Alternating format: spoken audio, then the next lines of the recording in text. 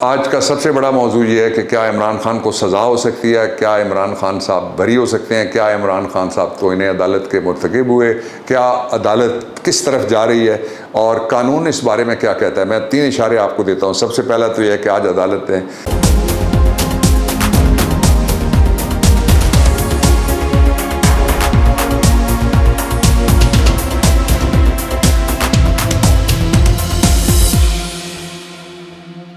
बिस्मिल्लाहिर्रहमानिर्रहीम, अस्सलाम वालेकुम। आज इमरान खान को तौहीन अदालत के नोटिस के नीचे इस्लामाबाद हाई कोर्ट में पेश होना पड़ा और उस हवाले से एक जगह सफ़े मातम बिछी हुई इस वक्त आपको नज़र आ रही होगी, उस पर मैं बात करना चाहूँगा। और दूसरा, तौहीन अदालत ये मामला क्या है और तौहीन अदालत का कानून क्या कहता है और मैक्सिमम इसमें क्या हो सकता है। ये सारी बातें सारी जगह से पूछी जा रही हैं, इसलिए मैंने कहा कि आज मैं ज़रा फोकस करके आपके सामने रखता हूँ। पहला तो ये है कि जो पाकिस्तान के जुडिशल सिस्टम के अंदर तौहीन अदालत का कानून एक 1976 में बना था और फिर दूसरा जो है वो 2003 में जनरल मुशर्रफ के दौर में बना है। बल्कि सारी दुनिया में आप वेस्टर्न जहाँ पे आप देखेंगे डेमोक्रेसीज है, वहाँ तौहीन अदालत का कानून ख़त्म हो चुका है। इसी तरह से bill of rights, Magna carta जहाँ लोग मानते हैं उस पर जाते हैं। ये मैं मगरबी दुनिया की बात कर रहा हूँ, वहाँ पे भी तौहीन अदालत का कानून ख़त्म हो चुका है। लेकिन वो ममालिक जो ग़ुलामी में रहे हुए हैं, वहाँ जब गोरा साहब चला गया तो काले साहब और ब्राउन साहब और देसी साहब वलैती साहब की जगह लेके वो बैठ गए।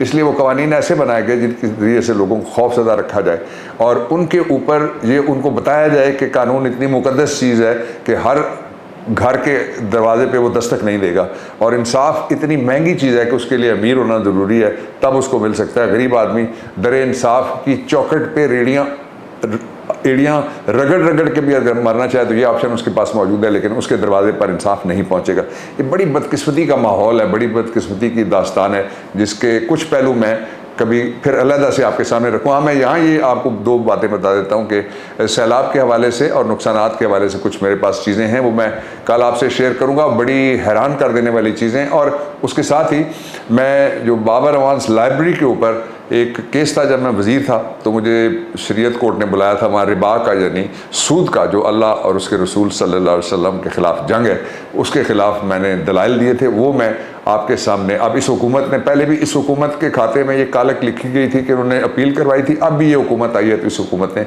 अपील करवाई है। ये 5वां है वज़ीर आज़म जो आया है। 3 दफ़ा नवाज शरीफ, 1 दफ़ा एक और आदमी, और ये 5वां है जो उनकी गवर्नमेंट में आया। कभी अल्लाह ने इनके नसीब में अच्छा काम को नहीं लिखा, इसलिए फिर इन्होंने अपील करवाई है। उस पर मैं अलहदा से बात करूंगा और अलहदा से एक पूरी तफसील आपको दूंगा। जिन लोगों को शरीयत के कवानीन से और इन चीज़ों से दिलचस्पी है वो वहाँ देख लीजिएगा। जब अपलोड करेंगे तो हम बाबर अवान ऑफिशियल पे आपको बता देंगे कि अपलोड हो गया।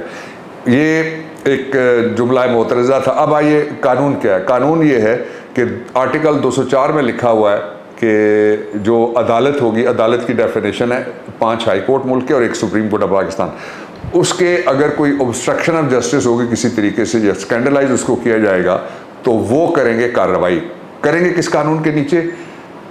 वो है 2003 का जनरल मुशर्रफ का एक दिया हुआ ऑर्डिनेंस है, जो उस वक्त वकीलों की जो अपराइजिंग थी और लोग जो बोलते थे और जिसमें हम लोग सर फहरिस्त थे उनके खिलाफ बोलने के लिए, तो क्योंकि वो सर पर थे और आइन को पामाल करके वो आए हुए थे, तो उस दौर के हवाले से ये कानून जो है वो बनाया गया। इसको बारहा चैलेंज किया गया लेकिन ये कानून ख़त्म नहीं किया जा सका बावजूद। नोटिस हुआ। नोटिस 2 तरह से होते हैं। पहला नोटिस ये होता है कि आप आइए कि बताइए कि ये आपने क्या कहा है, और दूसरा नोटिस ये होता है कि आपके ख़िलाफ़ हम तौहीन अदालत की कार्रवाई करना चाहते हैं। इस केस में ये हुआ कि दूसरा नोटिस जारी कर दिया गया। अगरचे ये रिमार्क्स भी सामने आए थे कि कुछ जजेस का ये इंडिया था कि शायद पहला नोटिस दिया जाए, लेकिन जो जजमेंट सामने आई उसमें दूसरा नोटिस जारी किया गया था। दूसरा नोटिस जब जारी होता है तो जो इल्ज़ाम अलैह या एक्यूज़ड है वो जाता है और जाके खड़ा होता है, प्रिलिमिनरी हेयरिंग होती है। इसलिए प्रिलिमिनरी जवाब तैयार करके इमरान खान साहब की तरफ से आज जो फुल बेंच था हमारा इस्लामाबाद हाई कोर्ट का, उसके सामने वो रखा गया। अब इसका एक पहलू ये हो गया। दूसरा, उसके साथ ही एक माहौल बनाने वाले जो है, जो हर चीज़ में जो इमरान जाता हुआ -1 उनको नज़र आता है, नायली उनको नज़र आती है, सज़ा उनको नज़र आती है, गिरफ्तारी उनको नज़र आती है, वो सारे के सारे एक जगह इकट्ठे हो गए और उन्होंने ऐसा एक रेडियाई और मीडियाई और प्रिंटाई और टेलीविजाइज उन्होंने एक इस तरह का किया, माहौल पैदा किया कि जिससे पता लगता था कि थोड़ी देर में कोई 2-4 घंटे की बात है, कोई क़यामत आने वाली है। लेकिन जो लॉ ये कहता है, ये सारी दुनिया के अंदर एक डॉक्ट्राइन है जो मैं आपके सामने रखना चाहता हूँ। पाकिस्तान में बहुत कम लोगों के इल्म में है, और मैंने थोड़ी सी बात इस पे बोल को 1 मिनट का, मैंने 2 मिनट का इंटरव्यू दिया चलते चलते, उसमें मैंने कही है। मैं आपके लिए जो बैरून मुल्क की पाकिस्तानी हैं, जो पाकिस्तान के असली बेटे हैं, कमाऊ कूते, मैं उनको भी और पाकिस्तान के अंदर भी मैं लोगों को बताना चाहता हूँ, वो है doctrine of restraint. Doctrine of restraint क्यों है? यानी ऐसा नज़रिया जिसके मुताबिक अदालत रुक जाती है और अदालत उसके मुताबिक एहतियात बरतती है। ये 2 लफ्ज़ रिस्ट्रेंट का तर्जुमा हो सकता है बाय एंड लार्ज। अच्छा, अब वो इसलिए है कि जो कंटेम्प्ट है वो हुकूमत या सरकार, जब पर्चा होता है सरकार बनाम फलाना, वो रियासत होती है सरकार। वैसे हम रियासत जब हुकूमत के पीछे छुपना जाती है, हुकूमत रियासत के पीछे छुपना जाती है, तो कहीं वो स्टेट कहलाती है और कहीं पे वो सरकार बन जाती है। और हस्बे ज़रूरत वो नजरिया ज़रूरत के नीचे ऐसा होता है। हुआ ये है कि यहाँ जो आज सरकारी वकील को बोलने की इजाज़त नहीं मिली, इसलिए कि एसेंशली कंटेम्प्ट के बारे में लॉ ये है पाकिस्तान में भी और बाकी सारी दुनिया में जहाँ ये कानून अभी तक मौजूद है कि it is essentially between the contemnor and the court. यानी ये मामला ऐसा है जो अदालत और वो शख्स जिसके ऊपर इल्ज़ाम जाए या जिसको नोटिस दिया जाए, उसके दरमियान, दोनों के दरमियान। तीसरा फरीक इसमें कोई नहीं आता, ना कोई दरख्वास्त दे सकता है, वरना रिटों की भरमार होती है इस वक्त तक। तो कई गधे लादे जा चुके होते मुख्तलिफ जगह से, जो फरमाइशी रिटें वो चल रही होती पूरे पाकिस्तान के, जाओ अदालत में पहुँचो और दायर करो, लेकिन वो नहीं हो सका। अब रिस्ट्रेंट इस तरह से दिखाई है कि उन्होंने लॉ में लिखा हुआ है कि वो प्रिलिमिनरी हियरिंग होगी जो आज हो गई, और उसके बाद उन्होंने इमरान खान साहब के हवाले से 2 बातें की। एक तो उन्होंने कहा कि आप ऐसे लीडर हैं कि आपसे इस तरह के जवाब की तवक्को नहीं थी, जिसका मतलब ये है कि इससे आगे वो नहीं गई अदालत, और इससे आगे ना जाने का फिर नतीजा ये निकला कि अदालत ने बड़ा दिल, जिसको कहते हैं मैग्नेनिमिटी, दिखाई और साथ ही मौका दे दिया 7 दिन का कि आप इसको तफसीली जवाब या रीडू करके लाएं, इसी जवाब को आप लाएं। और उसमें ये इंदिया दिया कि आज ये जो प्रोसीडिंग्स थी, कंटेम्प्ट के नोटिस डिस्चार्ज किए जाते हैं अगर छोड़ना हो, जो इल्ज़ाम लगाया होता है उसको, तो डिस्चार्ज हो सकते थे। ये जस्टिस गुल साहब ने और गालिबन एक और जज साहब ने भी ये इंदिया दिया। तो ये टोटल प्रोसीडिंग्स है और ये टोटल पर्सपेक्टिव है जिसके अंदर मैं रख के ये सारी बात आपके सामने बताना चाहता था। और बताना इसलिए चाह रहा था कि पाकिस्तान में गेट इमरान की जो मुहिम चल रही है उसके लिए तिनके का सहारा लिया जा रहा है।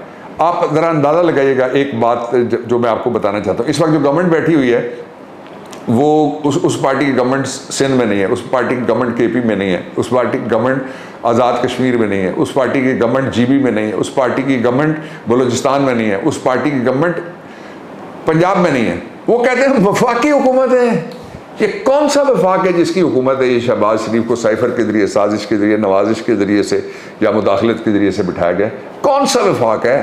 वफाक की 7 इकाइयाँ जो मैं आपके सामने गिन चुका हूँ, एक जगह भी नवाज शरीफ की पार्टी और शहबाज शरीफ की पार्टी और इनके ख़ानदानी हुक्मरानी वो मौजूद नहीं है।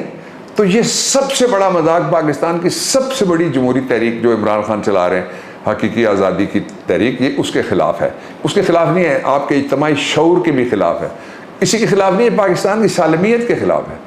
इसी के ख़िलाफ़ नहीं है, वफाक के भी ख़िलाफ़ है। इसी के ख़िलाफ़ भी नहीं है, ये पाकिस्तान की डेमोक्रेसी के ख़िलाफ़ है कि लोग कहते हैं कि ये कैसी जमहूरियत है जहाँ अक्सरियत बाहर बैठी है और अकलियत, वो भी क्रिमिनल्स पे मबनी, जो है वो क्राइम मिनिस्टर ऊपर बैठा हुआ है और नीचे उसके कुछ वो हैं जिनको ड्रग में सजाएं हुई, कुछ वो हैं जिनसे बरामदगियाँ हैं, कुछ वो मतलूब हैं, कुछ मफरूर हैं, और कुछ वो हैं जो मजबूर हैं एनआरओ की वजह से, इसलिए उन्होंने वो कोलू के बैल की तरह अपनी गर्दन पेश की हुई है। इस सारे हालात अगर आप जमा करके देखेंगे तो उसका नतीजा सिर्फ एक निकलता है, with perspective of this proceeding only और all other cases which are filed against mister Imran Khan. मैं आपको पूरे अपने तजर्बे की बुनियाद के ऊपर और जुडिशल सारे, आप कह लीजिए कि जुडिशियसली, बल्कि कह लीजिए कि मैं सारे व्यू के साथ कहता हूँ कि ये जितने भी इल्ज़ामात हैं इसमें तो हम अलहदा से अब 7 दिन के अंदर हमने जवाब देना है। जितने भी इल्ज़ामात हैं जहाँ से सरकार एमिनेट कर रही है और हमला आवर होने की कोशिश कर रही है, वो सारे के सारे इंशाअल्लाह अज़ीज़ नाकाम होंगे। खुश रहिए, अपने इर्द गिर्द लोगों का ख्याल रखिए। पाकिस्तान जिंदाबाद।